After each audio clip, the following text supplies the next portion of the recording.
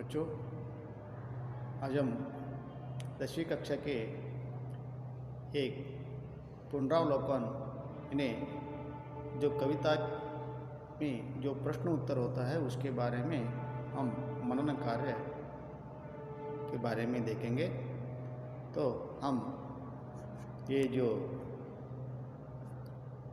अभिनव मनुष्य जो कविता है इस कविता का अध्ययन करेंगे। तो इस कविता के जो कवि है रामधारी सिंह दिनकर जी। रामधारी सिंह दिनकर जी का जन्म 23 सितंबर सन 1960 को बिहार राज्य के मुंगेर जिले में हुआ था। उनकी पत्नी का नाम श्यामवती दिनकर जी। उन्हें 2 बच्चे भी थे, मनरूप देवी, बाबू रवि सिंह। मृत्यु 24 अप्रैल सन 1974 को बेगूसराय जिले में हुआ था। उनका पुरस्कार के रूप में हम देखेंगे पद्म भूषण पुरस्कार, साहित्य अकादमी पुरस्कार, साहित्य चूड़ामणि पुरस्कार, ज्ञानपीठ पुरस्कार आदि। उनकी प्रमुख जो रचनाएं हैं उसके बारे में भी हम देखेंगे। कुरुक्षेत्र, उर्वशी, प्रणभंग, ऋषिरश्मि, हुंकार, रसवंती, सामधेनु, इतिहास के आंसू, धूप और दुहा, दिल्ली, बापू, दुमुच्छा इतनी। और प्रस्तुत जो ये जो कविता है अभिनव मनुष्य पद्यभाग कुरुक्षेत्र से लिया गया है। तो कविता का आशय है, प्रस्तुत कविता दिनकर जी के अनुसार कुरुक्षेत्र षट्सर से ली गई है। इसमें आधुनिक मानव तथा वैज्ञानिक युग का विश्लेषण किया गया है। यद्यपि मानव ने प्रकृति के हर क्षेत्र में विजय प्राप्त कर ली है, तथापि उसने आपसी भाईचारा और प्रेम को नहीं पाया है। अतः कवि की इच्छा है कि मनुष्य आपसी प्रेम भाव को समझे और तब कहीं वह सच्चा मानव कहलाएगा। तो हमने कविता का अध्ययन करते समय शब्दार्थ भी देखा है। तो फिर एक बार मैं शब्दार्थ यहाँ पढ़ता हूँ, आप देखिए। अभिनव, नया, नवीन, आधुनिक। वारी यानी जल, बाप। भाष्प, भाव। हुक्म, आज्ञा, आदेश। व्यवधान, पर्दा, रुकावट, बाधा। सरित, नदी। सिंधु, सागर, समुद्र। आलोक, प्रकाश।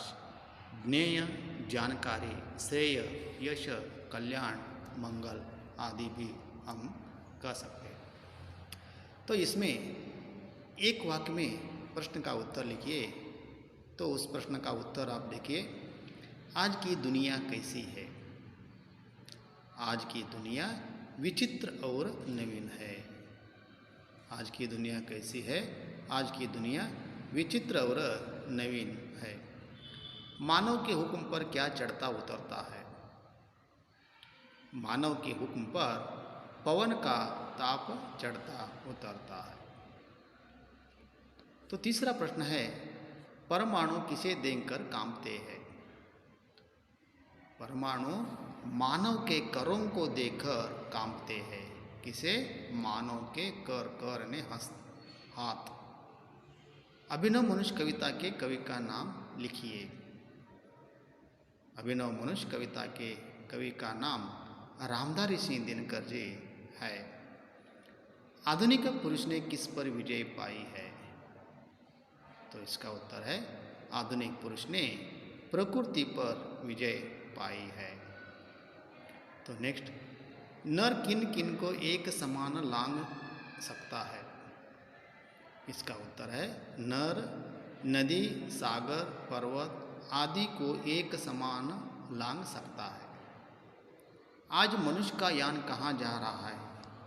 आज मनुष्य का यान गगन में जा रहा है, यानी आकाश में जा रहा है। तो 2-3 वाक्यों का प्रश्न का उत्तर आप यहाँ देखेंगे। प्रकृति पर सर्वत्र है विजयी पुरुषासन, इस पंक्ति का आशय समझाइए।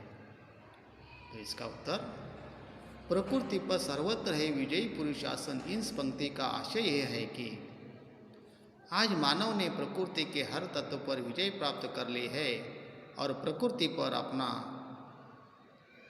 पर मानव सवार है एवं प्रकृति को अपने नियंत्रण में रखा है। तो दूसरा प्रश्न है, दिनकर जी के अनुसार मानव का सही परिचय क्या है? तो इसका उत्तर है, दिनकर जी के अनुसार मानव का सही परिचय यह है कि दिनकर जी कहते हैं कि मानव के बीच में स्नेह का बांध बांधना, एक मानव से दूसरे मानव से प्रेम का रिश्ता जोड़कर आपस की दूरी को मिटाता है, वही मानव कहलाने का अधिकार है। तो ये जो प्रश्न है बच्चों, ये बहुत ही अतिशय महत्वपूर्ण है। तो इस प्रश्न को आपको अच्छी तरह से तैयार कर लेना है। तो दिनकर जी के अनुसार मानव का सही परिचय क्या है? मैं फिर एक बार पढ़ता हूँ, देखिए। दिनकर जी के अनुसार मानव का सही परिचय है कि दिनकर जी कहते हैं कि मानव के बीच में स्नेह का बांध बांधना, एक मानव से दूसरे मानव के प्रेम का रिश्ता जोड़कर आपस में दूरी मिटाए, वही मानव कहलाने का अधिकार है। इस तरह आपको ध्यान में रखना है। इस कविता का दूसरा कौन सा शीर्षक हो सकता है? क्यों? इस कविता का दूसरा शीर्षक आधुनिक युग दे सकते हैं, क्योंकि मनुष्य ने आज प्रकृति के हर तत्व पर विजय पाई है, लेकिन मानव के संबंध को भुला बैठा है। आज मानव सब कुछ कर सकता है, लेकिन मानव के आपस में प्रेम को समझने नहीं हुआ है। तो भावार्थ देखिए बच्चों, ये मनुष्य जो सृष्टि का श्रृंगार, ज्ञान का विज्ञान का आलोक का आगार, योम से पाताल सब कुछ है इसे स्नेह, पर यह न परिचय मनुष्य का, यह न उसका श्रेय। तो देखिए, कवि दिनकर जी का कहना है कि यह कहते हैं कि ये मानव सृष्टि का श्रृंगार किया है, ज्ञान का विज्ञान का प्रकाश का आधार है, आकाश से पाताल तक सब कुछ इसे ज्ञान है, पर यह मनुष्य का परिचय नहीं है कि वह न उसका श्रेय भी है। तो उदाहरण के अनुसार तुक्कात शब्दों को पहचान कर लिखिए। नवीन आसीन, भाप ताप, व्यवधान सावधान, श्रृंगार आगा, ज्ञेय श्रेय, जीत प्रीत। तो कविता का जो पंक्ति है, पंक्तियाँ पूर्ण। आज की दुनिया विचित्र है नवीन, प्रकृति पर सर्वत्र है विजयी पुरुष आसीन। हाय बंदे नर के करों में वारी, विद्युत भाव हुक्म पर चढ़ता उतरता है पवन का ताप। तो पर्यायवाची शब्द लिखिए। दुनिया, संसार, जगत, विचित्र, अजीब, गजब, नवीन, नया,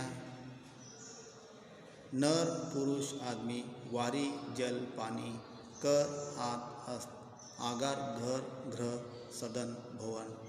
विलोम शब्द, आज, कल, नवीन, प्राचीन, चढ़ता उतरता, समान असमान, ज्ञान अज्ञान, जीत हार, सीमित असीमित, पुरुष स्त्री, नर नारी, तोड़ जोड़। एक शब्द लिखिए। सभी जगहों में सर्वत्र, आसान पर बैठा हुआ आसीन, बचा हुआ शेष, मनु की संतान मनुज, विशेष ज्ञान विज्ञान, अधिक विद्या प्राप्त विद्वान। अनुरूपता शब्द लिखिए। गिरी, पहाड़, वारी, जल, पवन, वायु, सिंधु, सागर, जमीन, आसमान, आकाश, पाताल, नर, आदमी, ऊर, छाती। तो और एक बार हम यहाँ ये जो भावार्थ है उसे देखेंगे। ज्ञान का विज्ञान का आलोक का आगार, योम से पाताल सब कुछ है से ध्यान।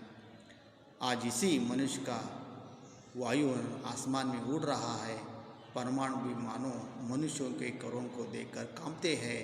यह मनुष्य जो सृष्टि का श्रृंगार है, ज्ञान विज्ञान और आलोक का आगार है। यम से पाताल तक सब कुछ इसे जानकारी है, पर न यह परिचय मनुष्य का, यह न उसका श्रेय। श्रेय उसका बुद्धि पर चैतन्य उर की जीत। श्रेय मानव की असीमित मानव से प्रेत। एक नर से दूसरे के बीच का व्यवधान तोड़ दे जो, बस वही ज्ञानी वही विद्वान और मानव भी वही। परंतु कवि कहते हैं कि वास्तव में मनुष्य का परिचय नहीं है, यह उसका श्रेय ही नहीं है। श्रेय तो उसका है जिसने बुद्धि पर चैतन्य ऊर की जीत प्राप्त की हो। श्रेय उनको है जिन्होंने असीमित मानव से प्रेम किया है। श्रेय उनको है जो एक दूसरे के बीच की बाधा को मिटा दिए है। वास्तव में वही ज्ञानी और वही विद्वान और वही सच्चा भी होता है। तो बच्चों, हम ये प्रस्तुत जो अभिनव मनुष्य जो कविता है, इस कविता का जो अभ्यास में जो प्रश्न उत्तर है उसका अध्ययन हम यहाँ किया है या उसको परिचय हमने प्राप्त किया है। तो मैं फिर एक बार आपसे यह कहता हूँ कि दिनकर जी के अनुसार मानव का सही परिचय क्या है ना, ये प्रश्न को आप अच्छी तरह से तैयार कर लीजिए, क्योंकि आने वाले हमारे जो वार्षिक परीक्षा है उस वार्षिक परीक्षा में यही जो प्रश्न है, यह प्रश्न आपको पूछा जा सकता है। तो इसी कारण आपको अच्छी तरह से यह तैयार कर लेना है। आगे का पढ़ाई के बारे में हम आगे के अवधि में देखेंगे। फिर एक बार आप सभी को धन्यवाद।